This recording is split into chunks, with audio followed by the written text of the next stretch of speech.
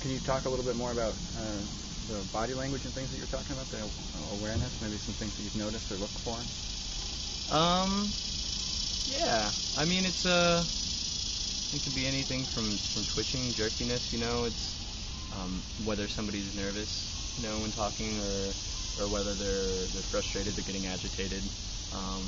And I'm pretty sure it's common sense in a lot of ways. Like, a lot of people are they know the signs. They may not just pick up on it, or maybe everybody does. And I'm just a normal Joe, and I am a normal Joe, but I'm saying, like, I don't know. It just intrigues me, I guess. I kind of highlight that, and then it's something that's interesting to me.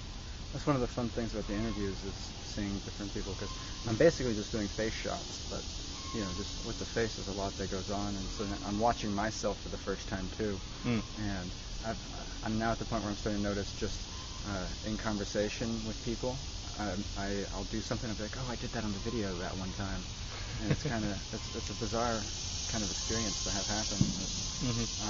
I have a friend with they call it Asperger's syndrome or something. Yeah. And he had to go through a whole series of classes because for some, like, the people with Asperger's are like super bright people. They get really focused on something or other, but I guess they fail to pick up on kind of the general, like, social acceptances and things that go with body language and facial expression. So he ended up taking a series of classes when he was younger on facial expressions and what different things mean. And I was like, man, that's gonna be a fun class to take for everyone. I don't know. It is an interesting area. Have you done any reading on that or anything, or just kind of? A little bit here and there. I guess one that really comes, a book that I recently read that talked about it in passing was a book called The Naked Ape. I'm trying to remember his name. Desmond Morris, I believe is his name. But it's talking about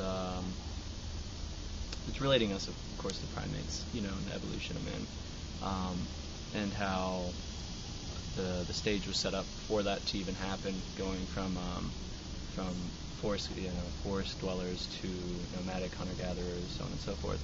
But then it's talking about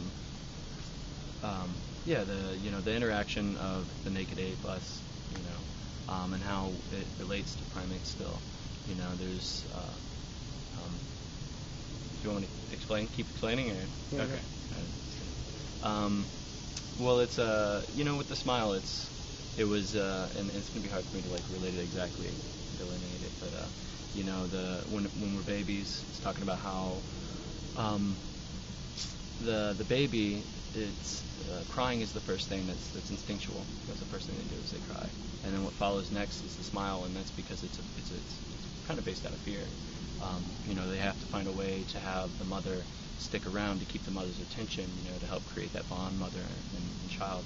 And so the baby smiles, realizes that the mother's attention stays for a longer period of time, and so they figure, keep smiling, smile more.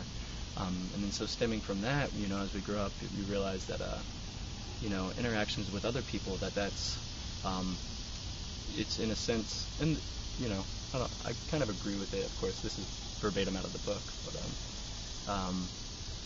but when you walk into a room, you automatically smile at somebody, to show them, like a non-aggressive behavior, and that, when they return the smile, it's both of you saying, hey, in a sense, I fear you as a human being, as a separate entity, as a powerful thing, and then it goes on to other things as far as I can't remember the word now. Well, when primates are picking at each other's hair and stuff like that. The grooming? Yeah, grooming. And for us, we do very similar things still. Whether it's a back massage, or if it's somebody complaining about their day. Verbalization is like the key one that he goes on to talk about. And just I don't know, just all those subtle interactions. I think I totally hit a tangent. I'm sorry for that. That's fine. I like tangents. Cool. Yeah. Let's see. Have you read anything? Know anything about? I was read somewhere different, like Chinese. It's a whole even different system of thinking based on how they speak and the vernacular and everything. And so it's people that study languages and learn lots of things. But like, if you grow up Russian, like it's a different thought process and way of solving problems. So that like it creates a lot of who you are and everything, kind of just. And I don't know, I was thinking too when you were saying you walk into a room and smile at people, but it's like some people learn different ways. That probably has a lot to do with parenting and how you grow up, huh? Because if the mother would give the baby more attention when it cries than when it smiles, they like I know certain people they have that whole like negative and they want like the pity, and then other people they smile and do it that way. So it's interactions are very interesting. Yeah, definitely. Well, kind of overshot 10 minutes a little bit. I wasn't looking at the camera real well. YouTube I can only do 10 minutes or a little extra, so maybe I'll just put the second half on there. I don't know, cut something out, I don't know. Okay. But can I have your permission to post this on my website? Yeah. All right. Is there anyone you'd like to say hi to? No, but when you see this again, Roth, awesome, brother. All right, well, thank you, and have a good day. Thanks, man.